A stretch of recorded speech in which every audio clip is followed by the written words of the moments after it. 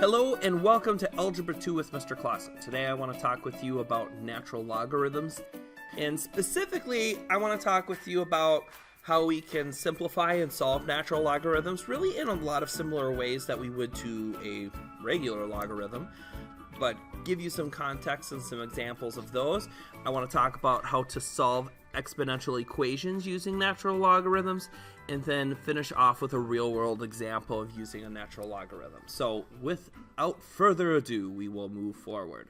So one of the things I want to point out with you about natural logs is that they are the exact same thing as all the other types of logs we've been talking about. So when we say, for example, the natural log of 9, this is exactly the same thing as saying log base e of 9.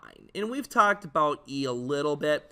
You know, e is just a special value. It serves a lot of practical applications in calculus.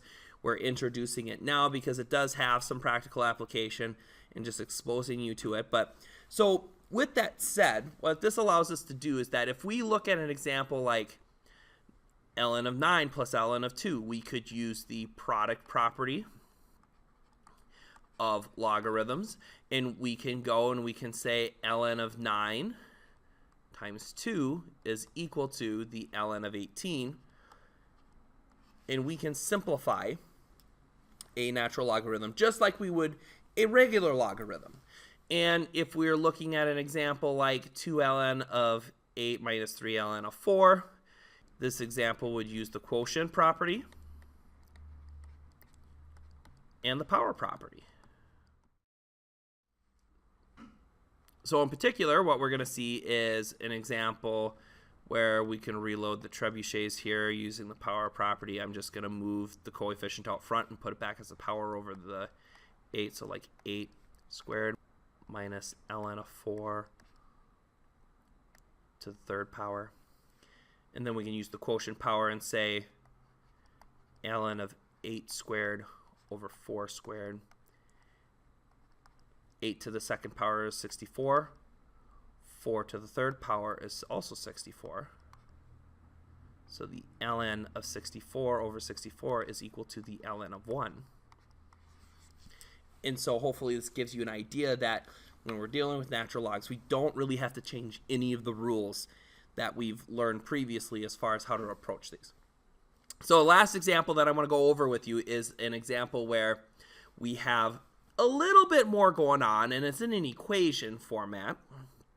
And so what I want to point out here is, since we know the natural log is the same thing as log base e, what we can do is that instead of putting a number here, we can just put e.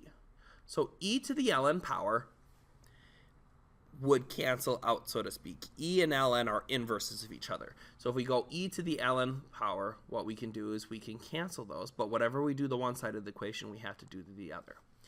And so what we'll get here is t minus 1 squared to e to the third power. And what I'm going to do now is I'm going to actually take both sides to the square root. And what this will allow me to do is it'll allow me to get rid of that power. It'll allow me to isolate the t, which is the variable I'm looking for, and kind of move forward here. And so what we'll get is t minus 1. But then this will be equal to, don't forget, plus or minus the square root of e to the third. Add 1 to both sides. T is equal to plus or minus the square root of e to the third power plus 1. And therefore, t is going to equal 5.482 or negative 3.482. And hopefully this gives you a quick synopsis of, you know, some of the things you can do, how you can utilize the properties of natural logs just in any same way that a regular logarithm would. So let's look at a second example here. Let's look at solving exponential equations using natural logarithms. So what you're going to see here is that you're going to see a couple e-base functions here. And if you have an e-base function here, what this lends itself really well to is that if you have a e-base function and you're trying to solve for some variable x that's in the form of a power. remember that these are a little bit more cumbersome to deal with if you ever want to solve for them.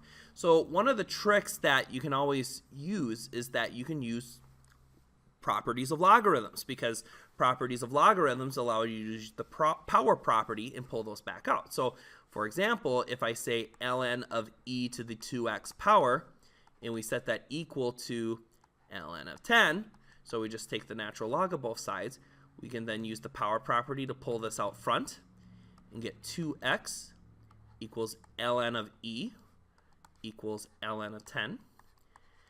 And this might seem like a weird question, but how many times does e go into log base e? Well, it would be 1. So this whole doohickey here is equal to 1. And so 2x is equal to the natural log of 10. And so quite simply, x is equal to ln of 10 over 2. And if we want a value for that, that's approximately equal to 1.151, which you can find easily with a calculator. Now we're going to do the same thing with this logarithm, but one thing I want to point out here is that there is a separated component here. And so before you use the natural log, I'm going to combine all of my constants on one side and all my e-based parts on the other. Okay, so I'm going to get e to the x over 9 equals 14. Right, so now that my variable component is on one side and my constant is on the other, I'm going to take the natural log. I'm going to take the natural log. And again, a big reason that I'm doing that is because, like with this example here, I have ln of e. That's really what I'm trying to get. We could just use a normal log and pull everything out front and deal with that as we normally would. But in this specific instance, I'm trying to be advantageous, because if I'm paying attention and I'm advantageous to the situation, what it allows me to do is I can pull that power out. I can say x over 9 is equal to ln of e equals ln of 14. And again, this really just cancels out in a lot of ways because it just equals 1. And so now I would get a situation where I have x over 9 is equal to the ln of 14. I would multiply both sides by 9 in this particular situation. I could then cancel those, and we can say that x is equal to 9 times the ln of 14. And if we do a little bit of math on that, we would find that this is approximately equal to 23.752. So with that said, I have one last example I want to go through before I conclude this particular lesson. In this specific instance involves a financial interest type problem. And if you remember from earlier in this unit, we talked about a financial interest scenario in another real world math video where the A is equal to P times E to the RT power. And so one of the things that we can do here is that we can go and we can look at some of these instances and say, suppose you invest $500 at 6% interest compounded continuously. That just means as you earn interest, you can earn interest on that interest. They call that capitalization. Identify how long it will take to reach the identified amounts of money in your account. Okay, so you go and you start with $500, and then, you know, it's like, how long does it take to earn $100 on interest, $1,000 on interest, and $1,300 on interest?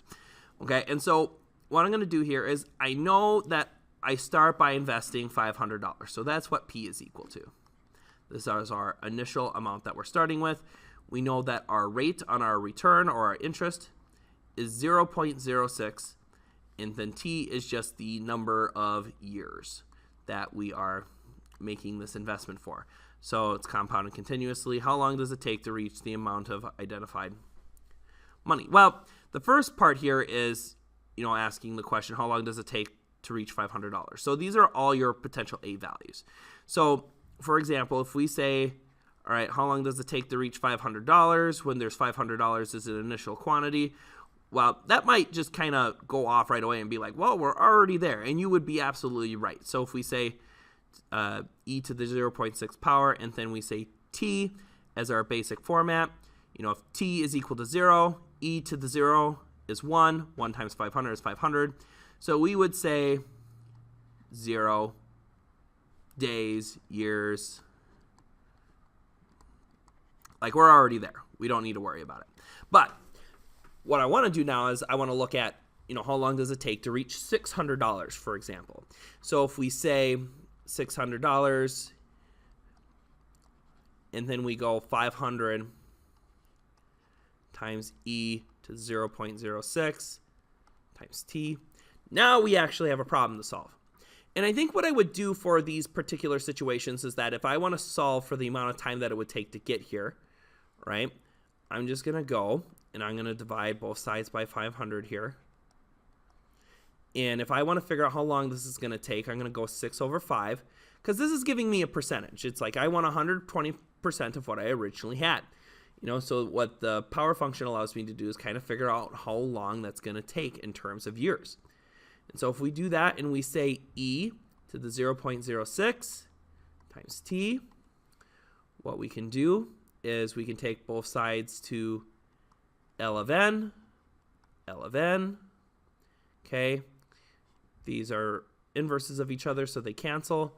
And then we get that 0.06t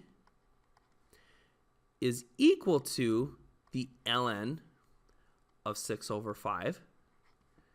And then if we just divide both sides by 0.06t, or just 0.06, and then we solve for t, what we would find in this particular circumstance is that t would equal 3.04 years. So if you want to earn $100 of interest, it's going to take 3.04 years in order to accomplish that. Now I have another example here of $1,000. And there's this rule in investing that if you want to double your original investment of $500, the rule will always be the rule of 72. So the rule of 72 says that, if you take 72 and you divide it by the percent of interest that you are trying to get on your return, that will be the amount of time that it'll take to double your investment. So we know that it'll be about 12 years. So what I'm going to do is I'm going to test the rule of 72 and see if it fits and works here. And so, again, the exact same situation here is that we have $1,000. We start with a $500 investment, and we say e to the 0.06 power times t. And we want to find how long it takes to double our original investment. So if we divide both sides by 500, and then we say 2 is equal to e to the 0.06 times t. Let's go L of n on both sides. That'll cancel out. We'll get ln of 2 is equal to 0.06t. Divide both sides by 0.06, and then we will get a final result of t is equal to the ln of 2 over 0.06. And if we take ln of 2 and divide it by 0.06,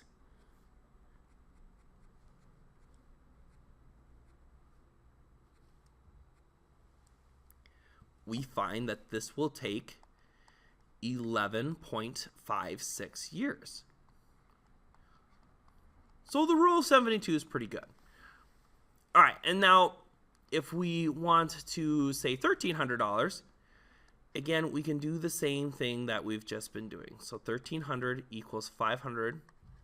That's our original investment. Divide by 500 on both sides. Okay, and then we'll get L of n of 13 over 5 equals L of n of e times 0.06 times t. And what this allows us to do is go and cancel that out like we've been doing with the other examples. 0.06 times t is equal to the ln of 13 over 5. Again, if we go and rearrange a little bit, divide both sides by 0.06, get ln of 13 over 5 divided by 0.06. That's a 0. And so if we do a little bit of math and we calculate that out, we will find that this will take approximately 15.93 years.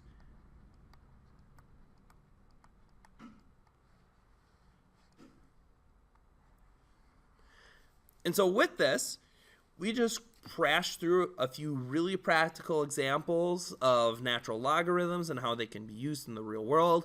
We talked about how we can solve and simplify different expressions that contain natural logarithms, as well as how we can use natural logarithms to simplify for unknown variables that are in power form. So with that said, I hope that you got a lot out of this video and that you found it useful. And with that said, let's do some math.